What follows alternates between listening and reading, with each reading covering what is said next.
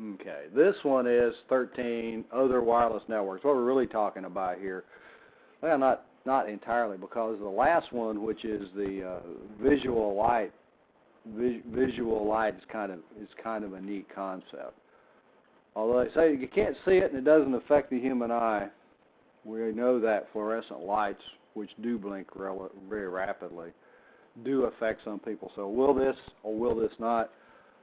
I guess I can just go with the flow there and trust them that yes, it doesn't really affect human sight. The objective to find technologies found in wireless personal area networks. What I've done is makes it a lot of slides, is add some pictures so that get conceptually what some of these things do. It's going to wind up being kind of an alphabet soup or a number soup, really. The use of a wireless metropolitan area network, and these are going to be range limited. Metropolitan area network is a wireless access within a metropolitan area, and I think that's what, 35 miles, I believe is what they say that those are. Technologies of a wireless wide area network. A wide area network we had previously defined as things that change at layer 2, and it's going to have its own definition. Wide area network, going to be a lower data rate, larger coverage area, like cross country. And a lot of places already use that. No, a telephone uses that because we use a satellite. Satellite communication tends to be pretty slow. And when we get into these things, you got to remember that the data rate is going to also be a function of the frequency that it's using, and that's one of the things that's going to change on these devices. We're not going to use a 5 gigahertz or a 2.4 gigahertz system for a wide area because it's going to be a short-range network, even if we focus it. The 802.11 AC proposed standard, and for all of you who have in devices, when this one comes out, it's going to blow you away because we're talking gigabit speeds here. It's something that's going to have a long range, very high data rate that goes along with it. Probably, but I thought that's what they were going to do with N, but they didn't. Yeah, but they didn't. $189. In devices, and I was looking at them because I don't have one yet. They're going from like $40 to $100, $200, something like that. And the AC device is probably going to be the same, but you're going to have to upgrade everything. You're going to get new NICs because they're not coming in any of the laptops, so you will have to buy the access point as well as the adapter for the machine. How fast do you really need to go? And I guess if we're going to watch lots of videos, although N seems to do a pretty good job with that, we'll watch lots of videos, stream a lot of things, radio, television, movies, whatever else, then that's probably where you want to go. But if you're not going to do that, probably don't have to jump into that new technology yet. And it's proposed, and just like the NICs that you're using in the room here were proposed when they were built, they followed what they anticipated the standard to be, and it looks like they probably got it because it works well with the N access points, which were built after the standard was adopted. This is what I'm talking about, the alphabet soup, the numbers that go along with these things, and you notice they're all in the 802.15 area. Bluetooth, which we're all fairly familiar with, short range, connect to your phone, connect keyboard, mouse, those kinds of things. I've got a Bluetooth mouse at the house, and the thing that I really like about it is the batteries last an awful long time. They last a lot longer than the infrared wireless used to last. Ultra-Wideband, low-rate technologies, body area networks, kind of an interesting area, and the visual light communications, which is another interesting area. Actually, they're all interesting areas. Low data rate technologies, when would you want those? They're talking about counters and things like that, when you don't have to send a lot of data. And the advantage to low rate is you don't have to have a lot of power to support these things. Ultra-Wideband, obviously much wider band. We talked in the N technology, we could go to a 40 megahertz bandwidth. This goes even wider with the ultra-wideband for these things. Bluetooth, short-range RF. connect wirelessly to a range of devices, rapid and ad hoc communications between devices. Rapid and ad hoc, the headset that I'm using connected to the computer, that's an ad hoc device to device. Doesn't have anything, any intermediary, no central device to control them.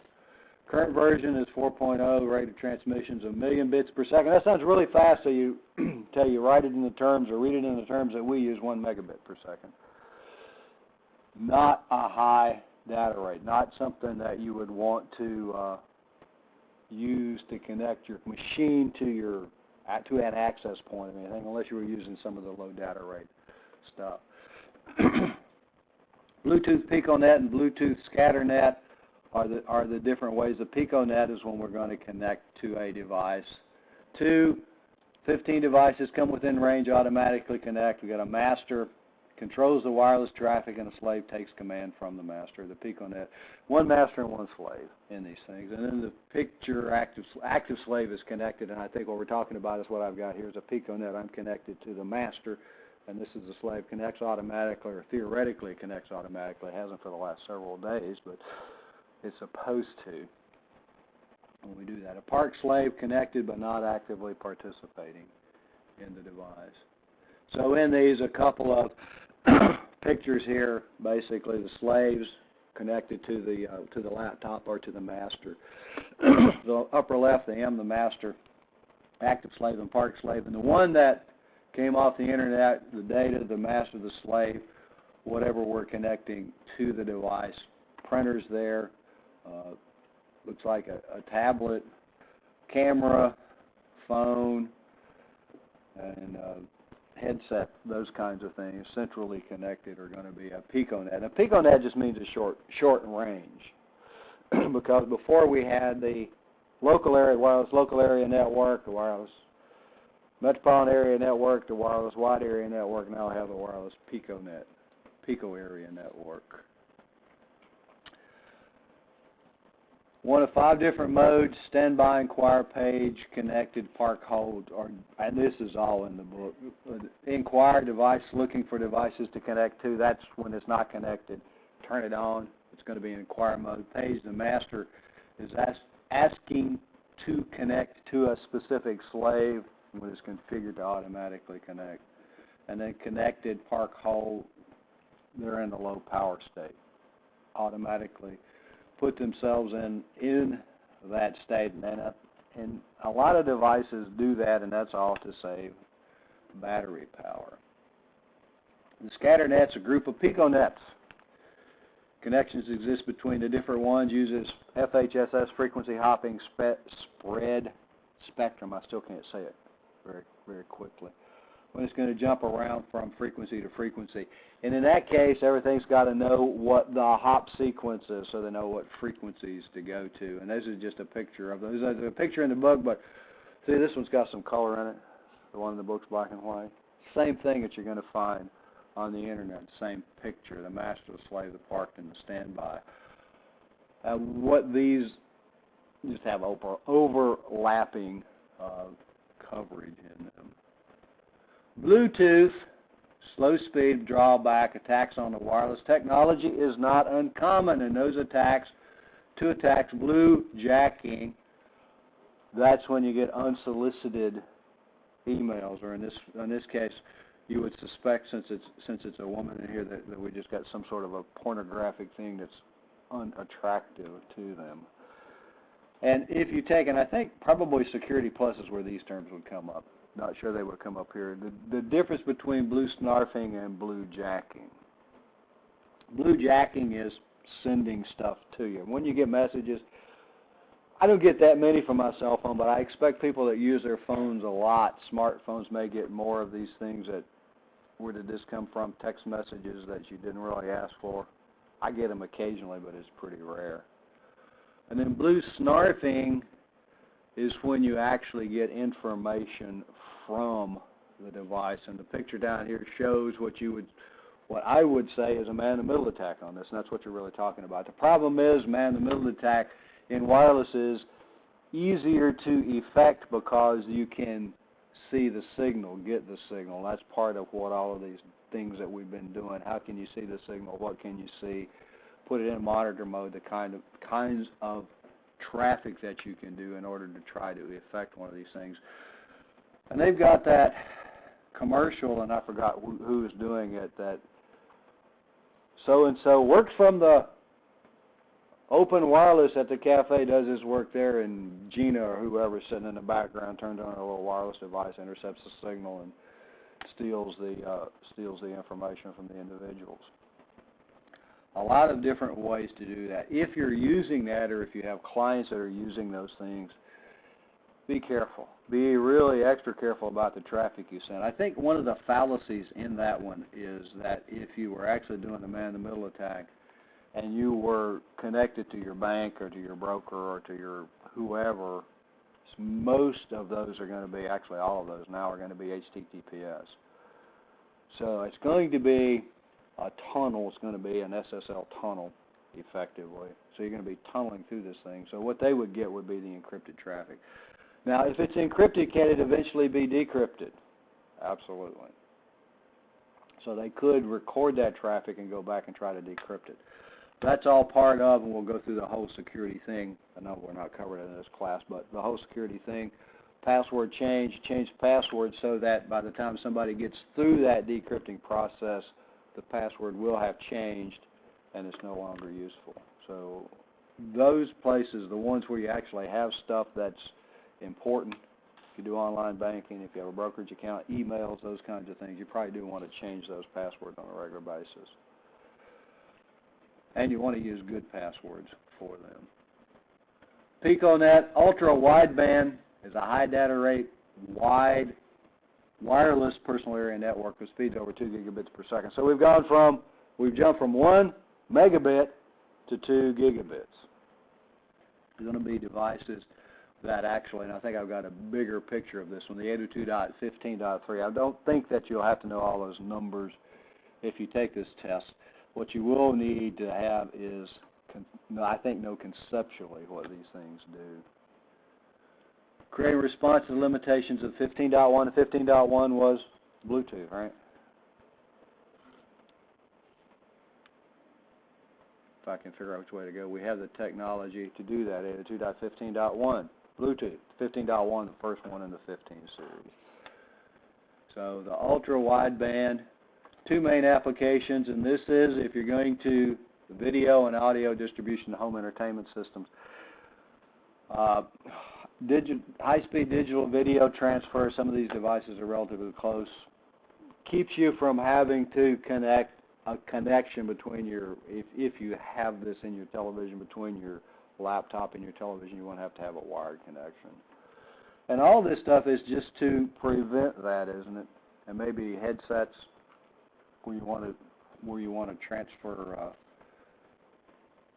high quality MP3. Personal storage devices, printers, scanners, transfers to and from, a number of different ways to do that. They showed the printer. My wireless printer is 802.11. It's not in the 15, and I think that a lot of them do that. You connect them to your wireless router using your wireless network with those. There are printers, and when you look at that, what are the devices? Now you're going to have to look at what standard it uses to actually connect to the different wireless areas. And this is a picture of the data rate coverage, the 60 gigahertz, the Y median, 802.11n, the coverage, flat floor room, and very short. And you notice that, and over here, they didn't put any distances in feet. Very short room and flat floor, what the data rate's going to be. Very short, a few feet, and up to a flat floor, and we're going to go out to the maximum distance of each of these things. Not been widely implemented. Distributes the signal across a wide range of spectrum. Ultra wideband. So we're now up to 15.3C, different working group inside of the 802.15, or subgroup inside of the 802.15 working group. Widespread interference on other transmissions is a concern because it's wideband. The FAA in particular worries that it could interfere with aircraft radar, aircraft navigation systems, aircraft anything systems. We'll go back to why would they worry about that? On the airplane you would worry about it because you're relatively close to those things, although they're pretty well shielded. You say, well, those are high-powered devices. They're high-powered transmitters, but the return signal may not be very high-powered. They have huge amounts of gains in their receivers, and they have directional antennas in order to get the gain from the passive gain from the antennas, and that's why they're worried about it around aircraft. Could it interfere with those things? Yeah. Will it? I still don't know the answer to that, but they do have FAA regulations for those things. Ultra-wideband quality of service is used extensively in audio video. It's essentially a QoS implemented. Quality of service, remember, is when we assign priorities to different traffic types. And you can do quality of service on wired networks as well as wireless. It's not anything that's unique to wireless. Quality of service might be that in your network, when you're managing a network, you're going to go in and assign probably the bosses to have a very high quality of service, a very high priority on the network, so that you don't get all this network slow, because you really got to answer to those guys. But that table is in the book. Where do these things fall in the spectrum, the data rates and the carrier frequencies you can see here? And this was obviously an ad for the 60 gigahertz opportunity here for this company, SI Beam. But cellular, we're down at 100K. 3G, and that's the big ad, right? 3G and 4G, how fast they are. Where are we up to a megabit? 4G is faster, and they don't have this one on the chart. 11B and G and Bluetooth, the distances and the data rates. 802.15 is 100 meg between that and a gig, and then we get the 10 gigabit data rate. The 10 gigabit, you notice, are 60 gigahertz. I'll get there in a minute. 60 gigahertz over here is, the carrier frequency is almost 100 gigahertz. So it's going to be a really high frequency. And going back to week one, probably like day one, we're going to have a much, much shorter range with that frequency. So, and if you think about the way this data goes about, inside the computer itself is a really, really fast data exchange, but it doesn't go very far. And the farther we get away, the lower the data rate's going to be. And I've alluded to the extremely low frequency that the military sometimes uses. It's got an extremely low data rate also. Go a long way, penetrate water, all those kinds of things. Can you imagine what a 100 gigahertz carrier is going to do in a fog? You're going to go about nowhere with those things, I think. Low data rate, sometimes preferable to have a low speed, low power devices. And in the frequency spectrum, 250K, 40K, 20K, depending on what frequency we're in. The 802.15.4 standard addresses those things. And what they're used for is Zigbee. I just think that's a neat name. And by the way, somebody asked why the bees on the front cover of the book. If you read the Zigbee article, I think it tell you why, because it is named based on the action of bees. Said, well, you had to read the whole book, get to the last chapter before it kind of sort of said why bees are on the cover of the book. But Zigbee, low power, short range, low data rate, standards for network configuration, security, and other high-level features, but smart lighting, temperature control, medical data collection, smoke and intruder detection, those kinds of things. We're going to have low data rate, short range, and these are kind of like, you know, not a lot. Maybe switches would do. That's what smart lighting would be, wouldn't it? Advanced temperature control. What are you going to do with those things? This building has central temperature control. That, hey, here's a good one. That's managed from the cloud. What does that mean? You poke a hole in the firewall and you got an IP address and you can manage it across the internet. any of these things that you do, and I know realize wireless, when we talk about wireless and firewalls, the two are probably don't coexist very well. But those kinds of things, RFID, the passive and active tags. Passive tags, no power supplier on those. Limited amount of information is transmitted. What they do is something queries them, and the antenna or the device itself generates a small amount of power to be able to send the answer back. And they're going to be like, you know, case number or something like that, just an ID so that you can identify the pallet maybe or the package within the pallet. The active tags have a power source. They're going to be longer range for those. The Zigbee common applications, and this one down here, common applications, toll booths, which if you've ever driven around Chicago is kind of handy. Actually, if you've ever driven through any of these toll roads, it's kind of handy because you don't have to pull off and pay your toll. You just keep going. And if you keep going and you don't have one of those, they take a picture of your license plate. Canada, they have those, and they actually bill you. They said they would bill me. They just take a picture of your license plate and send you a bill. They said they would bill me, but they never did because I don't think they bill outside of Canada. It's a thing in the area there. Embedded in tires to ensure tire tracking capabilities, and one of the things they talked about there with the tires embedded in the tires is for recalls.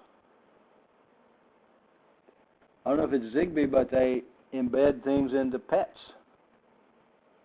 And if they get lost, if they've got the chip embedded, you go to a vet that uses this, and they scan, and they can scan for the dog for the chip, and then they can find the owner. So different advantages there. Casinos, mass transit fares, smart keys, U.S. passports have an embedded chip in them so that when you come back into the country, they can scan it and get all of your information. That one just really thrills me because the U.S. passport, U.S. Customs has always been the rudest, to me anyway, maybe not to everybody else. When I was in the military, it was okay because they just kind of just let you go, but coming back, the Canada trip, coming back from Canada, it took forever, and then it was, you know, treat you like you went there to do some crime. And the Canadians should be worried about that, not the U.S., right? But the little picture here, the things that are there, industrial monitors, automation controls, TV, VCR, DVD, CD, and the consumers, PC peripherals, the mouse, keyboard, all those different things. If you want to look at the picture, it's the presentation is in the Moodle. And here's a better of what we would have with these things. Radiators, temperatures, monitoring controls, automatic notification remotes, lighting controls, environmental monitoring, the smart thermostats, window control. And the window control there is going to probably sense the sun and let the shades up and down based on time of year and how much sunlight's coming in, whether you want it to use it for heating or whether you don't want to use it for heating in the summer. So those kinds of things can be there. The body area network is another one that's really interesting for people that have problems, and doctors want to monitor, not for a short period of time when you're sitting in the doctor's office and they take your pulse and temperature and blood pressure and those sorts of things, but they have these controls that they can monitor over a long period of time. And I guess one of the other ones that doesn't show up here, not in body area network, but the driver device, you know, that you plug into your car, and your insurance rate gets adjusted based on your driving habits. Yeah, that uses the CAN network, CAN. Yeah. The car area network. Car area network, CAN. So each of them has their own name, but it uses one of these standards, I would think. Protocol similar to like what we use, you know, like regular and stuff. Yeah, 802.11, yeah. Yeah. Yeah, it is. And they initially, I guess initially when it came out, you had to take it out, plug it in a computer, and upload it. But now they maintain contact with your cars. So we're getting one step closer, and I know that I keep going back to some of these other things, the car area network, the smart cars, so that you don't have to be paying as much attention to your driving because the car is going to help you out.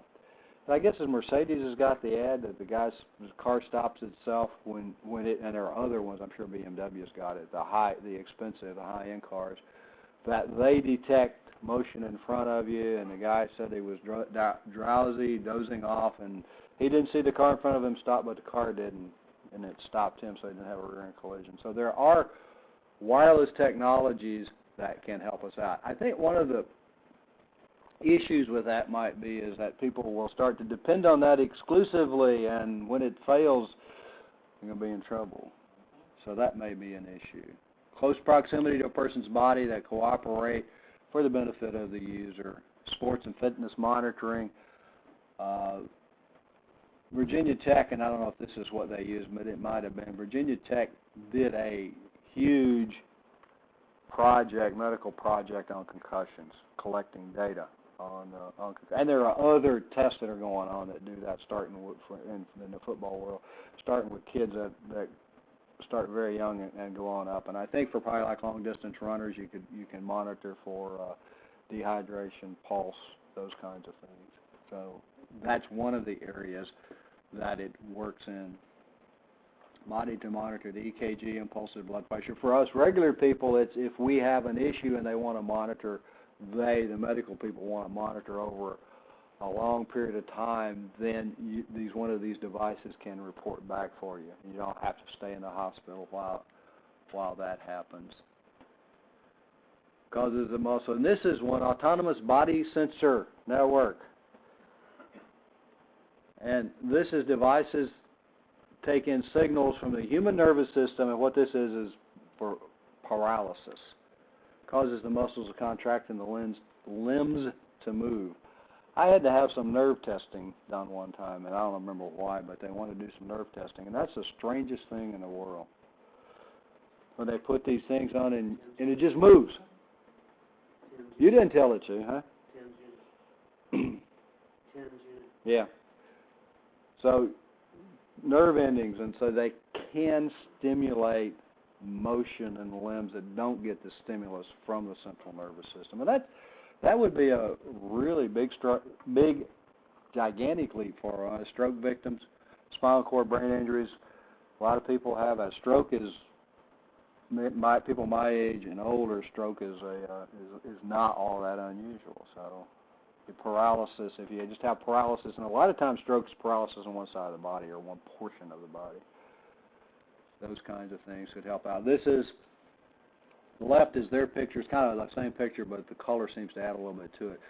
What we're talking about is monitoring different elements of the body and sending it to a collector, and then it goes on for the data that the medical people live. This is the one, to me, was kind of interesting. Visible light communications. You use light, visible light that we see instead of RF communications, instead of infrared. Infrared was the first one in the light world, and it was actually one of the first ones in the wireless world. A couple of issues with it. Visible light, same way, won't go through walls, but infrared could be overwhelmed by visible light. It was very short range. But these things use light. Notice this is the infrared. Transmit to 9.6 to 16 megabits per second, not very high speed. But it also light is pretty darn secure. Because if we set up a light-based network in this room, how far would the signals go? All the way to the wall, right? Well, could it go out that window there? Yeah, but that window doesn't really go anywhere. You'd be able to see if somebody were out there detecting your signal. If we use RF, it can penetrate walls. And then we have to go to some other sort of protection if we really want to confine it. The Faraday cage and those types of things. Communicate using an IR is recessed into the device. I had an old laptop, which actually may be in that stack back there. We'll look when I'm done. That had an IR sensor. I used it one time to transfer data from a cell phone to the computer. And that was handy because, as I recall, the screen got broken on the cell phone and you couldn't do this, couldn't do that. Can you retrieve the data? Yeah, if you've got the right software, obviously. And this one was pretty simplistic. It allowed me to transfer once I got into it, let me see the structure on the flash, and I can transfer the information across. But they're not really all that popular anymore. Got one transmit and one receive, but it can only do one thing at a time. It's a half a duplex. The transmitter and receiver don't allow full duplex operation. Designed to work like standard serial port on a personal computer, and notice it cannot send and receive simultaneously. Somewhere over here it says, which is seldom used today, the serial port. I kind of miss the serial port when I go to try to manage a router, personally, because you need something, and I don't think Cisco's given up the serial port yet. A lot of it, they've got a lot of management that you can do through a web interface, but still have a lot of serial port management if you want to use those things. Does have distance limitation, does have ambient light limitations. The one to get to is the visible light communication is based on visible light 802.15.7 committee. One of three topologies, peer-to-peer, a star, or broadcast, which is kind of like anything can operate in that, can it? Can we do peer-to-peer?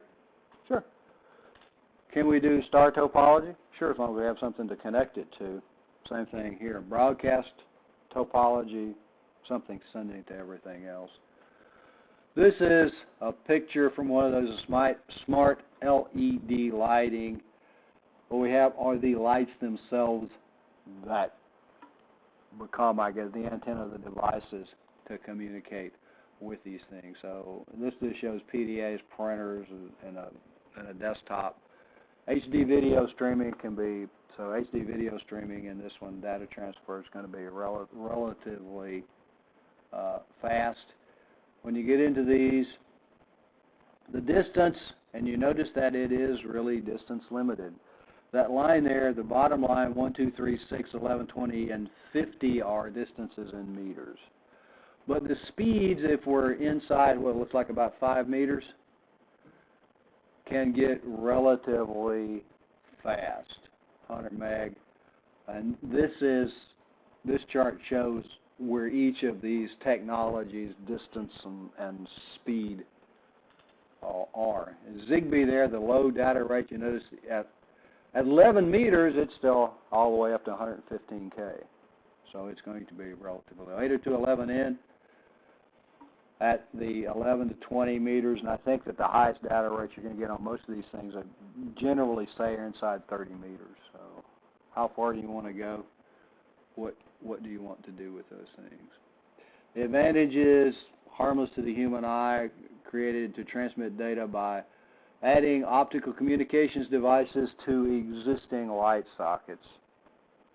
No EMI, and this is also going to be one that no EMI, but we're going to be able to combine our network because it's visible light communications.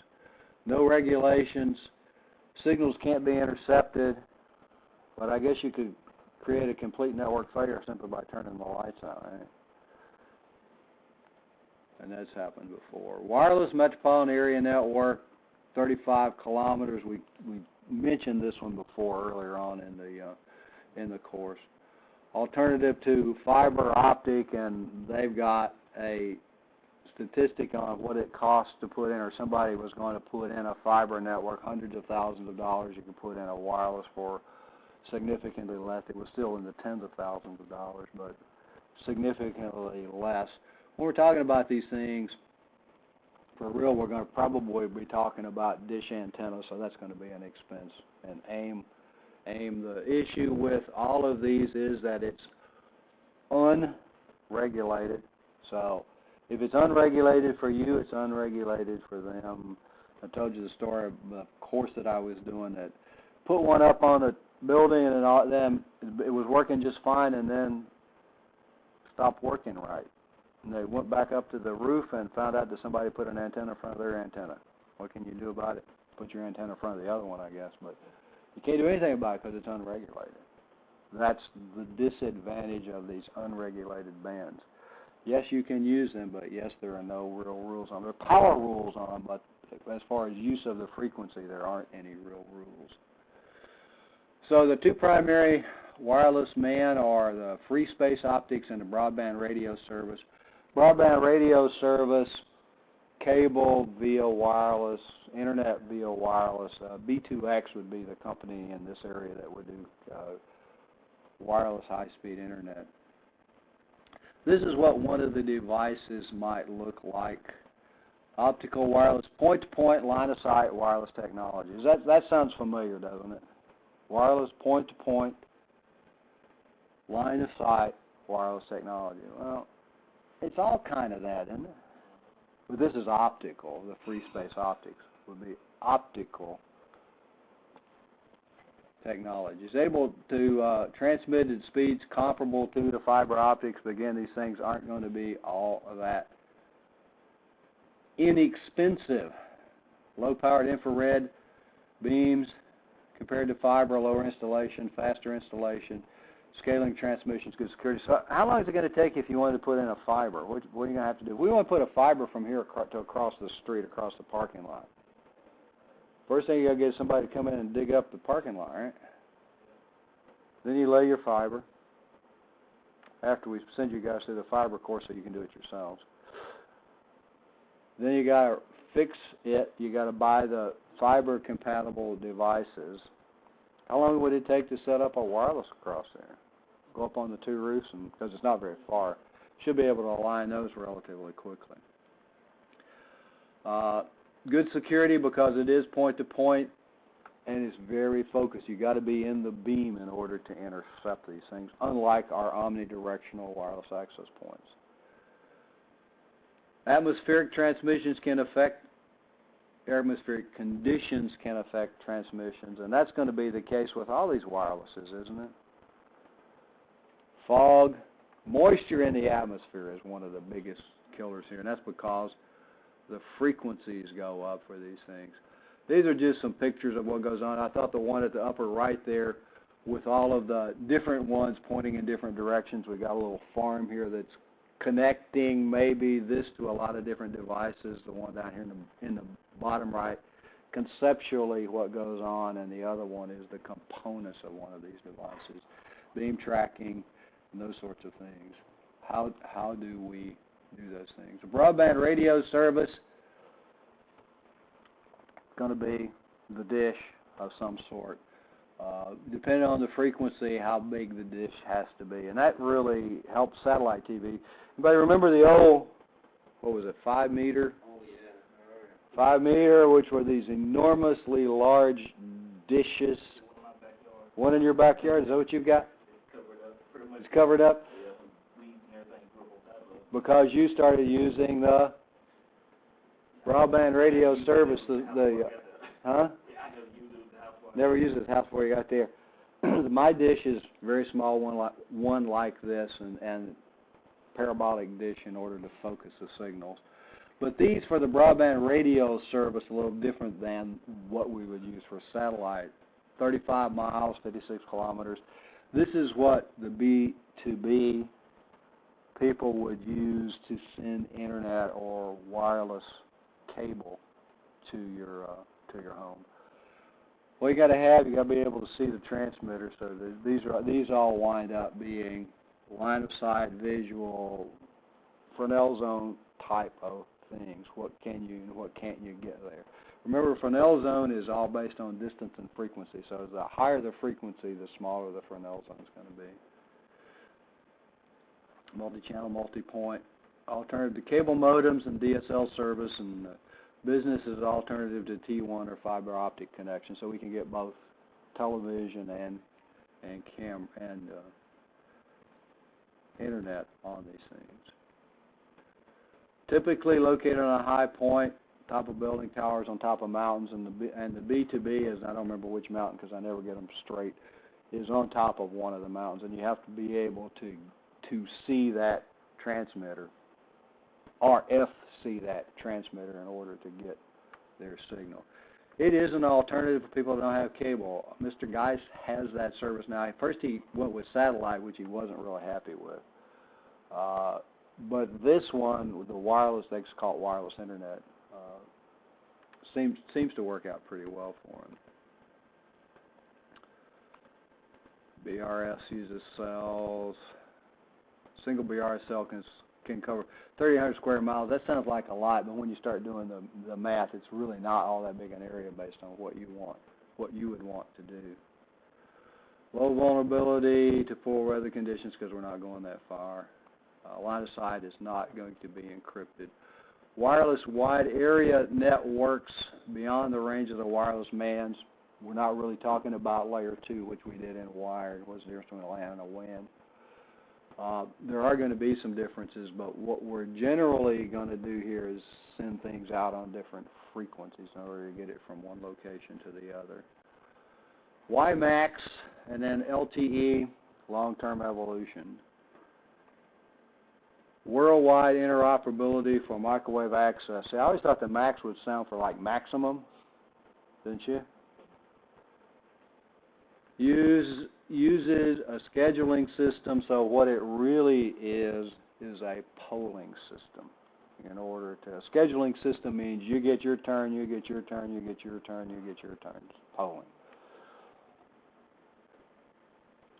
Substitute for fiber up to 31 miles, does not require a line of sight. Because this thing's going to use relays in order to do that.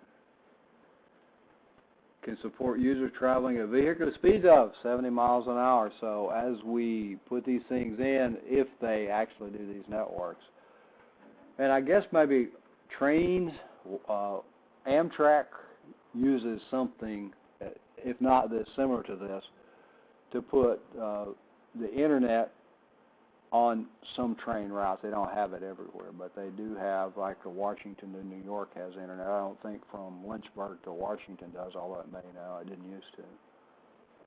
So those kinds of things allow that. And this is just a picture of what one of those networks might look like. LTE, Mobile Telecommunications Switching Office, MTSO.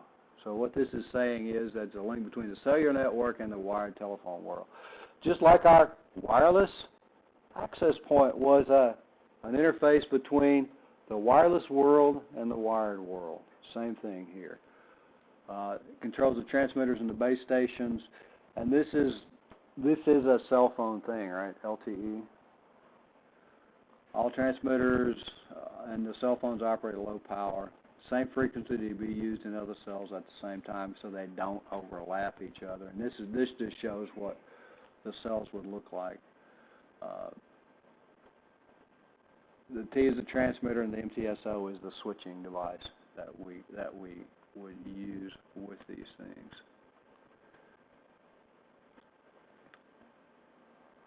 The two largest, and they don't ever identify the two largest that switch to these things. Third generation 3G LTE, and now we're at 4G as they keep going up. The two largest carriers adopted it. Uses, that one won't go away, will orthogonal frequency division multiplexing in order to, and then as you recall, that helps increase the speed that we can use with these things. Separate parts, uses MIMO, multiple input, multiple output in the antennas. The 11AC is really probably the next big leap, and to me, the first big leap was from G to N, because it really did increase distance significantly, increase security, increase data rate. The next big leap appears to be from N to AC, and I think that there are probably beta or draft devices available. And I don't think that they're in Best Buy and Radio Shack and those places. They may be. I didn't see any on their website. You can get them online. Newegg, if you want to get one. $189. Well, I don't use wireless enough to really justify any of that. I'm really, now that the price is down, really looking at getting an end device because my wife occasionally does want to watch something off of the internet. So the results deteriorated, choppy video, slow load times, all those things, freezes that we get with the other devices we don't want, and that's what this is going to prevent. Throughput, 6 gigahertz. It's going to be much faster than anything that we've seen in the wireless world up to now. Advertised data rates over a gig. A lot of the enhancements is obviously going to have to adopt a lot of things that came with the end device and add to it. Because if you think about it, if you have the, and I haven't seen any of them that were 600 meg devices yet, maybe you guys have, but the 6 radio in is 600 megabits. That's pretty darn close. I mean, we're over 50% of the way to a gig there. Because 1,000 meg would be a gig, right? When we do those things. So the spectrum will operate in the 5 gigahertz. That's going to prevent all of our interferences with the microwaves and those sorts of things. Will not support the 2.4 gigahertz, so they've done away with backward compatibility, and that kind of is a restriction limitation if you have to enforce the backward compatibility. That's one of the things that happens in computers, backward compatibility. It's one of the things that happens in software, backwards compatibility. Sometimes if you could just make a clean break and move forward, it would be much better for the people. Increased channel bandwidth up to an 80 megahertz. So the N went from 20 to 40, can operate at a 40 megahertz. So we couldn't get an 80 megahertz bandwidth in the 2.4 gigahertz spectrum, could we? The whole thing is somewhere around 60 because we have the what winds up being 325 megahertz, so it'd be 75, 325 megahertz bandwidths that are available on that. You actually have a little bit extra when you do those things. It's got to have 22. To do that, it takes the 5 channels, the 5-channel separation, 2 on each side of the base channel. Does multiple user MIMO, which means that each user is going to be able to have the increased speed. Beamforming, improved battery life, error correction, and recoding. And I think that all of them, as they go forward, have improved battery life. And that's one of the things that we do want to do is improve battery life, because what's the limitation of all of our wireless devices? It's going to be the battery. You got to go charge that laptop when you start doing the survey this morning. This laptop is not a high-end. It's not one of those thin ones with the extended battery life. You're going to find that the battery not going to last, maybe not 2 hours, not going to last over 2 hours. So then it's got to be recharged. It recharges relatively quickly, but it's not got a long lifetime. I thought this was an interesting chart. The 802.11ac compared to the 802.11n. The red is a single antenna N. The green is a 3 antenna N, and this is the 1 room, 2 rooms, 3 rooms, the data rate that you get, and those are supposed to represent how far away you are, the distance in meters, without actually saying it's 100 meters or it's 30 meters or 10 meters or 11 meters, go across 1, 2, or 3 rooms. And it goes a significantly longer distance at a significantly higher data rate when you look at it in those terms.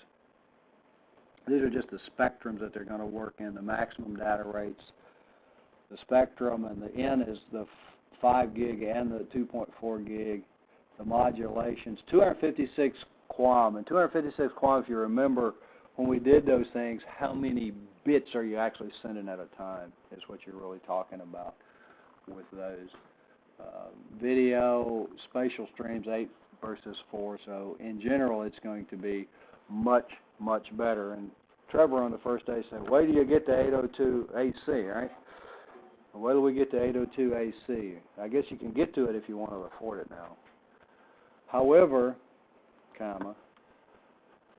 early adopters of technology don't always get the best deal, other than being able to claim that you're an early adopter. Huh? 3D TV, yeah. Well, even things like, I'll go way back, video tape recorders. Did you buy a Beta, which was better, or did you buy a VHS?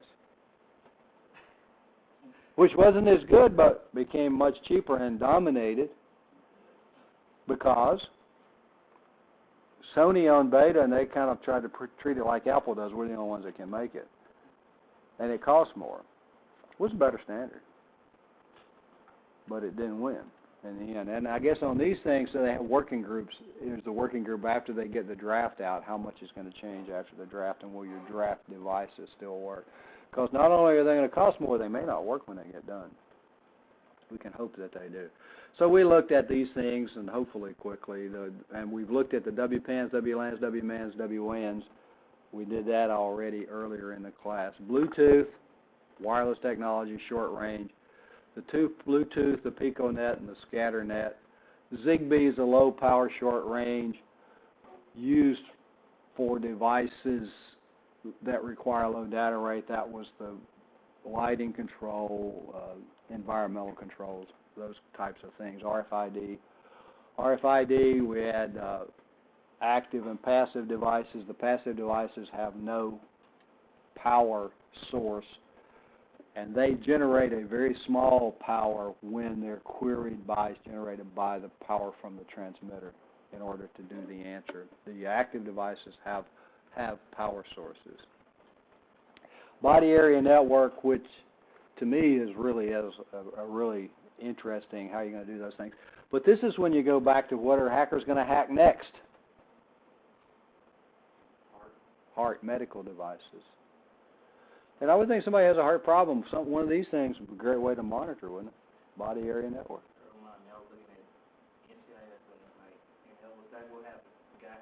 Yeah, did he? Yeah, yeah. Hacked his device. Don't tell me what happened, because I haven't seen it yet. Oh, wait a minute. Yeah, that's an older one. Don't say, but this is, yeah. Tonight's the new one. Yeah. Yeah. Sports fitness monitoring, wellness, IRDA, if you see those terminology, and you may see that terminology in some tests, means the original infrared devices were those. The visible light communication, another change, and it's a way to stay secure. And one of the things that some people are looking at is maybe we don't have the highest data rate, but we have better security. So we're not going to use RF all the time. And this one was when you put the visible light communication devices in your light sockets. FSO, optical, wireless point-to-point communications with a high data rate. Those were those funny-looking antennas. And a broadband wireless service or broadband radio service, wireless internet, wireless cable when we do those things. WiMAX, connect mobile devices over a wide area network. 3G, and now I think probably 4G for the LTE. The AC, very high throughput, less than 6 gig to support higher data rates. It's in the draft standard, and if you want to spend the money, you can buy those devices. Again, where they're sold, probably Internet's a good place to find them. Questions? I will quit then.